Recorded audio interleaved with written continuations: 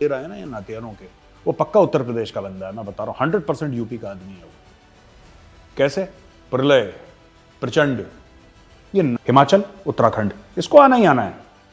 ये अभी बेचारा थोड़ा सा चीन सक पकाया हुआ है, क्योंकि पाकिस्तान जो कि एक आतंकी संगठन है, उसने पाकिस्तान को बोल दिया कि बदतमीजी मत करो बेटा, हम कोई अफगानिस्तान नहीं जाते, को ऐसा करना चाहिए या यूक्रेन को ऐसा करना चाहिए, उनका मामला अलग चल रहा है बिल्कुल। और आज की तारीख में रशिया कह रहा है कि जय हिंद दोस्तों, मैं हूं मेजर गौरवारी और आप देख रहे हैं द चाणक्य डायलॉग्स। इस वीडियो को लाइक करिए, हमारे चैनल को सब्सक्राइब करिए और बेल आइकन दबाना बिल्कुल मत भूलिएगा। अच्छा, कुछ ही दिन पहले, 2-3 दिन पहले हमने वीडियो बनाया था। हमने बोला था कि प्रलय करके एक मिसाइल आ रही है, 150 से लेकर 500 किलोमीटर तक उसकी मार है और यह मिसाइल का अप्रूवल मिलेगा। 3 दिन पहले का वीडियो है, आप जाके चेक कर सकते हैं। अप्रूवल आ गया, 72 घंटे के अंदर अप्रूव कर दिया। और बात यह चल रही है कि यह मिसाइल पहले एयरफोर्स में आएगी, फिर उसके बाद आर्मी में आएगी। इस मिसाइल के बारे में मैं आपको 2-3 चीजें बताना चाहता हूं। दोस्तों, यह जो मिसाइल है, करीब 120 इनिशियली प्रलय मिसाइल आएंगी, चाइना और पाकिस्तान के खिलाफ इनका इस्तेमाल होगा। पर जहां तक मेरा अनुमान है, अगर 120 आ रही हैं तो 100 तो चाइना के खिलाफ लगेंगी। पाकिस्तान में इतना बड़ा कोई मामला है नहीं, उसको तो पत्थर वत्थर गुलेल से मारो टाइट हो जाएगा। लेकिन हाँ, China is the real problem, तो चाइना के खिलाफ इसको यूज करा जाएगा। और इनका यह कहना है कि 350 से लेकर 700 किलो का हाई एक्सप्लोजिव इसमें जा सकता है। और ये रडार एंड कम्युनिकेशन इंस्टॉलेशंस होते हैं, जो रडार होता है ना, जिससे कि पकड़ लेते हैं कहां से मिसाइल आती है, कहां से जहाज आता है, उसको कमांड एंड कंट्रोल स्ट्रक्चर, जहां से युद्ध की नीति बनाता है दुश्मन, जहां पे उसके बंकर होते हैं, कमांड स्ट्रक्चर होता है उसको। और एडवांस्ड एयरफील्ड्स, जो एयरफील्ड बनी है, उसको नस्त नाबूद कर सकता है, बिल्कुल बर्बाद कर सकता है ये प्रलय।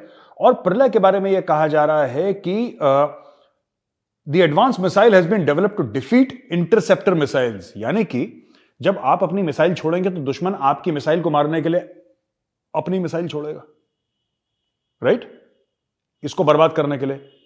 तो ये जो है मिसाइल, ये बीच रास्ते में अपना जो फ्लाइट पाथ है वो चेंज कर लेता है।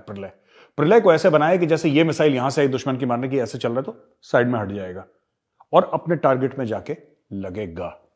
तो ये मिसाइल है, ये जल्द से जल्द इंडक्ट होने वाली है और 2 बार इसकी टेस्टिंग हो चुकी है। और बाकी कहते हैं कि चाइना के पास जो लगभग इस प्रकार की जो मिसाइल है वो है डोंगफेंग 12, जिसको CSSX-15 भी बोलते हैं, रशिया की है। 9 किलो 720 इस्कंदर और साउथ कोरिया की हुआनमू 2 मिसाइल लगभग इसके जैसी हैं। लेकिन ना, एक बात मैं कहना चाहता हूं यार, ये जो भी ना मोदी जी के विभाग जो अलग अलग हैं, इसमें जो नाम दे रहा है ना ये नातियारों के, वो पक्का उत्तर प्रदेश का बंदा है, मैं बता रहा हूं 100% यूपी का आदमी है वो। कैसे? प्रलय, प्रचंड, ये नाम भी हथियारों के प्लेटफॉर्म के इस तरीके से दिए हैं कि चलाने की नौबत ही ना आए, दुश्मन वैसे ही हथियार डाल दे वहां पे। क्या चल रहा है? प्रचंड। क्या आ रहा है ऊपर से? प्रलय। ये नाम ही ऐसे खतरनाक, ये पक्का यूपी का बंदा है कोई जो नाम दे रहा है मोदी जी की डिपार्टमेंट में। ठीक है दोस्तों।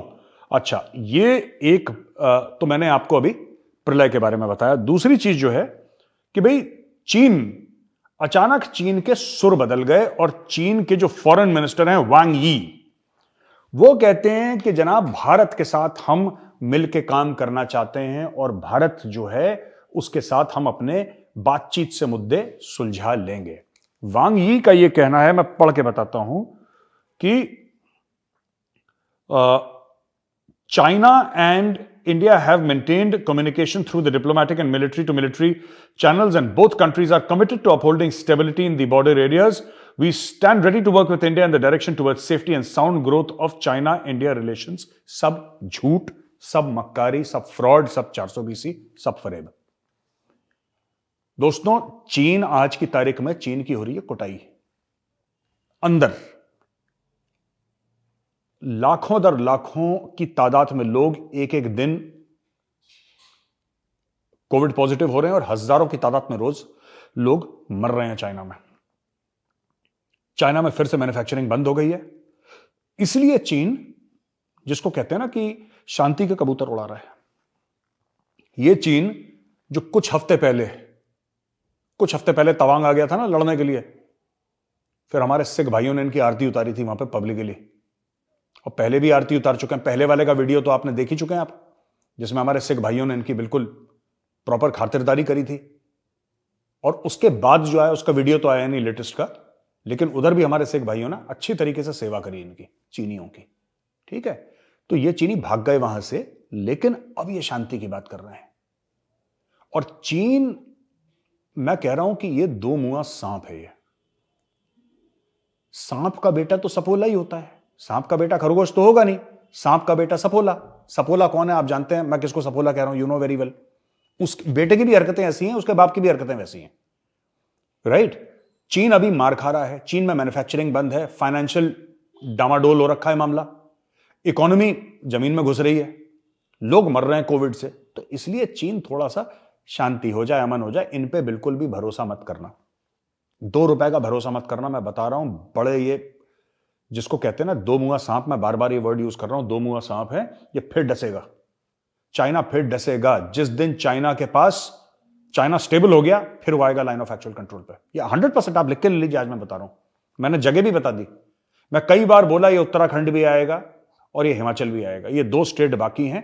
पहले वालों में तो आएगा, ये सिक्किम में आएगा, लद्दाख में आएगा, अरुणाचल में आएगा, जहां पहले आ चुका है, लाइन ऑफ एक्चुअल कंट्रोल के बिल्कुल पास आ चुका है, ये बिल्कुल लाइन ऑफ एक्चुअल कंट्रोल पर खड़ा हो चुका है। ये आईबॉल टू आईबॉल कन्फ्रंटेशन हो गया, फिर हमारे जवानों ने उनको, अफसरों ने पीछे धकेला, राइट। वहां पे तो आएगा, ये 2 जगह और आएगा, हिमाचल उत्तराखंड, इसको आना ही आना है।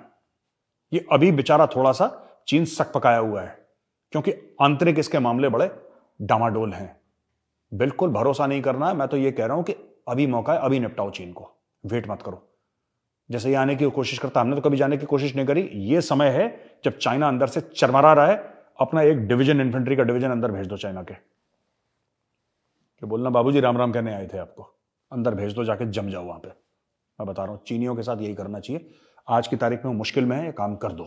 जो भी सुन रहा है, जिसके भी इख्तियार में है, जिसके भी पावर में है, आप कर दो। ये बिच्छू और सांप से कम नहीं है Chinese, you can never trust the Chinese. ठीक है जी, ये हो गया। तीसरी चीज है, अब यार फिर मैं वही बात कह रहा हूं, लोग फिर आप लोग वो करेंगे क्या मेजर साहब डेली डेली पाकिस्तानी, यार ये पाकिस्तानी कंटेंट इतना देते हैं।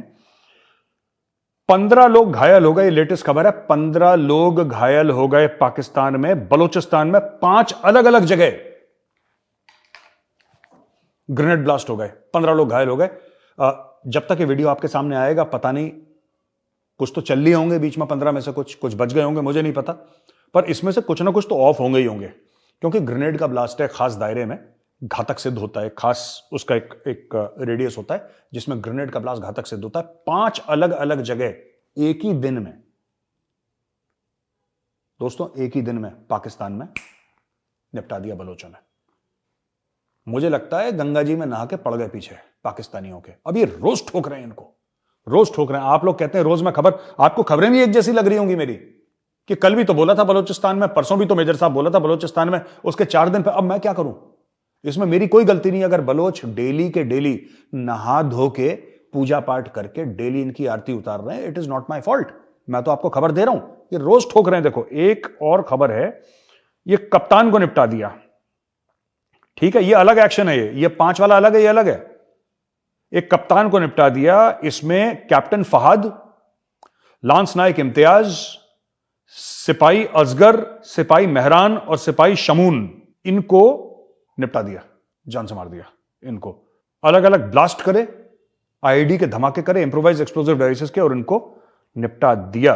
तो पाकिस्तान में यह हाल हो रहा है। एक और चीज हो गई पाकिस्तान में, अमेरिका की जो एम्बेसी है, इस्लामाबाद का एक बड़ा 5 स्टार होटल है मैरियट। वो मैरियट दिल्ली में भी है, दुबई में भी, हर जगह मैरियट तो दुनिया भर में है। आपने देखा होगा मैरियट होटल, नाम सुना होगा, आप लोग रहे भी होंगे कभी, अगर बाहर जाने का मौका मिला आपको कभी, या कहीं भी विजिट करने का। मैरियट, तो मैरियट जो होटल है जो इस्लामाबाद में है, वहां पे यूएस एम्बेसी वालों ने अपने स्टाफ को बोला है कि तुम मैरियट के अंदर मत जाना और हमला हो सकता है। जस्ट इमेजिन, आप सोचिए, अमेरिका का यह स्टेटमेंट आ गया कि पाकिस्तान के इस्लामाबाद के मैरियट होटल में हमला होगा। उनको कहीं से इंटेलिजेंस मिली होगी, वो लोग भी तो पैसे फेंकते हैं ना अमेरिकन पाकिस्तान में खूब, उनका जड़ें बहुत मजबूत है सीआईए की, उनको पता लगा होगा यहां पे एक्शन होने वाला, उन्होंने मना कर दिया। और साथ ही साथ कहने में आया है, मुझे कोई इसकी लिंक नहीं मिल पाया, लेकिन कहने में यह आया है कि यूके, यूनाइटेड किंगडम वाले जो हैं वहां पे, जो इस्लामाबाद में उनका हाई कमीशन है, इनका एम्बेसी, उनका हाई कमीशन है, तो हाई कमीशन वालों ने बोला हम भी मैरियट नहीं जाएंगे यार, हमें भी खबर मिली है कि यहां पे कुछ उल्टा सीधा होने वाला है। तो दोस्तों ये पाकिस्तान में मामला चल रहा है, एक पूरे डर का माहौल है, खौफ का माहौल है, लेकिन जो पाकिस्तान के जो लीडर्स हैं ना यार, जो पाकिस्तान के लीडर्स हैं, पता नहीं इनका दिल नहीं है, दिमाग नहीं है, आई डोंट नो इनके साथ क्या प्रॉब्लम है। पाकिस्तान कोई इन चीजों के बारे में फिक्र है ही नहीं, किसी को कोई इनके बारे में कमेंट नहीं करता। इमरान खान अपना गाना गा रहा है कि हाय मैं प्रधानमंत्री बन जाऊं, शहबाज शरीफ अलग अपना गाना गा रहा है कि हाय मैं प्रधानमंत्री बना रहूं। लोग मर रहे हैं, रोज बलोच ठोक रहे हैं, तहरीक तालिबान पाकिस्तान रोज एक्शन कर रहा है। मतलब आजकल तो ऐसा हो गया है दोस्तों कि मैं आपको क्या बताऊं, एक दिन नहीं जाता जब वो इनको नहीं मारते जान से, एक दिन नहीं जा रहा, और कई हफ्ते ऐसे हो गए कि एक दिन नहीं चूकता जब वो अटैक नहीं करते इनके ऊपर, और इनके पास कोई जवाब ही नहीं है उस चीज का। ये बस मार खाते रहते हैं, मार खाते रहते हैं, चुपचाप लेटे हैं, मार खा रहे हैं, वो रोज ठोक रहे हैं इनको। अब तो तहरीक तालिबान पाकिस्तान ने एक और चीज कह दी है, जब ये अफगानिस्तान को कह रहे थे ना, ये पाकिस्तानी गए अफगानिस्तान की, जी तहरीक तालिबान पाकिस्तान वाले अफगानिस्तान में पनाह लेते हैं, आप उनको पनाह मत दीजिए। तहरीक तालिबान पाकिस्तान जो कि एक आतंकी संगठन है, उसने पाकिस्तान को बोल दिया कि बदतमीजी मत करो बेटा, हम कोई अफगानिस्तान नहीं जाते, हम पाकिस्तान में ही रहते हैं, यहीं पे रहकर तुम्हें ठोक रहे हैं, हम भी पाकिस्तानी शहरी हैं, और जो पाकिस्तान का जो कॉन्स्टिट्यूशन है, पाकिस्तान का संविधान है, पाकिस्तान का आईन है, हम उसको मानते ही नहीं। और असली इस्लाम जो तुम अपने आप को कहते हो ना, इस्लामिक रिपब्लिक ऑफ पाकिस्तान, ये तुम झूठ बोलते हो। तुम लोग नकली मुसलमान हो, तुम्हें असली मुसलमान तहरीक तालिबान पाकिस्तान बनाएगी, हम बनाएंगे तुम्हें मुसलमान, हम तुम्हें सिखाएंगे इस्लाम क्या होता है, उनका यह कहना है। ये मैं नहीं कह रहा, ये तहरीक तालिबान पाकिस्तान के लिए कह रहा है, सब झूठ है तुम्हारा, सब फरेब है। शराब तुम पीते हो, सूद तुम करते हो, ड्रग एडिक्शन तुम्हारा है, करप्शन तुम्हारा है। तो तहरीक तालिबान पाकिस्तान का यह कहना है कि भाई इस्लाम में इन सब चीजों की गुंजाइश है ही नहीं, तो तुम लोग झूठे हो, हम तुम्हें साफ करेंगे, पाक करेंगे। और कैसे करेंगे? लोग मार मार के करेंगे, मैं बता रहा हूं आपको। जैसे तबला होता ना, तिना दिन धा, वो चल रहा है वहां पे पाकिस्तान में, पूरी जुगलबंदी चल रही तबले में, तिना दिन धा, और डेली के डेली वहां पे पटाखे फूट रहे हैं, और डेली के डेली लोगों को मौत के घाट उतारा जा रहा है। अगली खबर पे आते हैं दोस्तों। अगली खबर इस प्रकार से है कि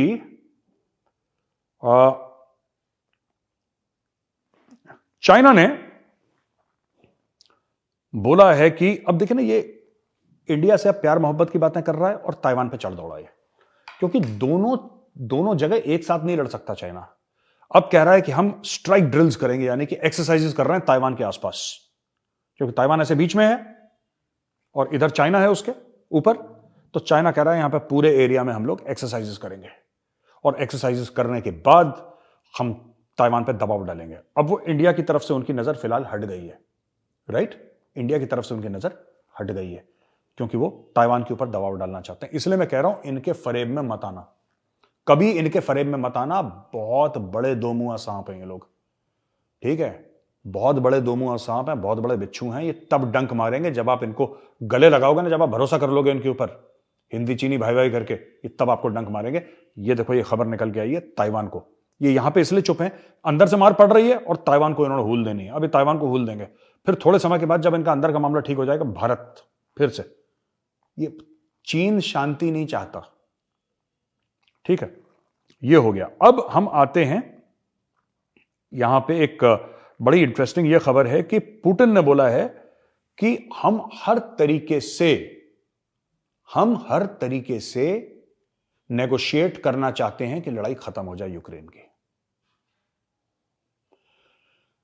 कई भारत में सपोर्टर हैं रशिया के, और कई भारत में सपोर्टर हैं यूक्रेन के। पहली चीज तो यह है कि दोस्तों, आपके सपोर्ट से या आपके ऑब्जेक्शन से उनको 2 रुपए का फर्क नहीं पड़ रहा। तो यहां पे बड़ी बहसें चलती हैं, यहां पे ना खूब बहस हो रही है। यहां पे कॉलेज में, यूनिवर्सिटीज में भी देखता हूं, लोग यूट्यूब में डाल रहे हैं कि नहीं यूक्रेन, अरे तुमसे कोई पूछ ही नहीं रहा यार, तुम कौन से खाते में आ रहे हो जो तुम कह रहे हो कि रशिया को ऐसा करना चाहिए या यूक्रेन को ऐसा करना चाहिए। उनका मामला अलग चल रहा है बिल्कुल।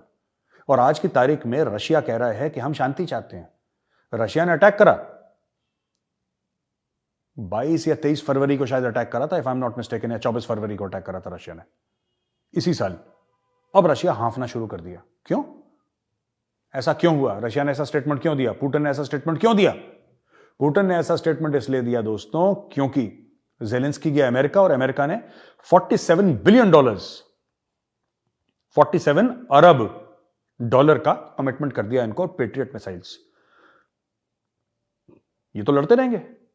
और मैं आपको फिर बता रहा हूं, मैंने बहुत पहले बात बोली थी, यह बात मेरी सच है। अच्छा, मेरा इसके पास ना कोई सबूत नहीं है कि मैं आपको सबूत दे दूं। I don't have any proof to give you कि मैं सच बोल रहा हूं कि सच नहीं बोल रहा या झूठ बोल रहा हूं, लेकिन मैं ये मानता हूं, मुझे 100% विश्वास है कि यूक्रेन अकेले ऐसे नहीं लड़ सकता। ऐसा हो ही नहीं सकता कि यूक्रेन लड़ रहे। ऐसा कोई सुरता नहीं है यूक्रेन कि रशिया को अब तक रोक के रखा। मैं आपको बता रहा हूं, देखिए, हथियार से ज्यादा इंपॉर्टेंट, हथियार तो इंपॉर्टेंट होते ही हैं। हमें फौज में सिखाया गया था, it is man behind the weapon that is more important than the weapon. यानी कि हथियार के पीछे जो बंदा है ना, जो आदमी है, वो हथियार से ज्यादा जरूरी है। उसकी ट्रेनिंग ज्यादा जरूरी है। वो कैसा है, मानसिक तौर पे, शारीरिक तौर पे या मनोबल के तौर पे वो कितना मजबूत है, वो हथियार को कितना अच्छा समझता है, उसकी ट्रेनिंग, उसका discipline, this decides the outcome of war. ऐसा नहीं कि आप बहुत एडवांस वेपन बिल्कुल एक नालायक के हाथ में दे दें। मैं आपको बता रहा हूं हो क्या रहा है यूक्रेन में, और मैं बार बार ये बात रिपीट कर रहा हूं। लोग कह रहे हैं साहब हमारे पास तो कोई प्रूफ नहीं है। प्रूफ तो मेरे पास भी नहीं है, प्रूफ तो मेजर गौरवारिया के पास भी नहीं है, लेकिन मैं आपको बता रहा हूं, इधर यूक्रेन के अंदर यूक्रेनियन फाइटर्स के बीच में यूक्रेनियन आर्मी की यूनिफॉर्म पहने डेल्टा फोर्स वाले हैं अमेरिका के, यूएस नेवी सील्स वाले हैं, ग्रीन बेरे हैं और special air services of UK.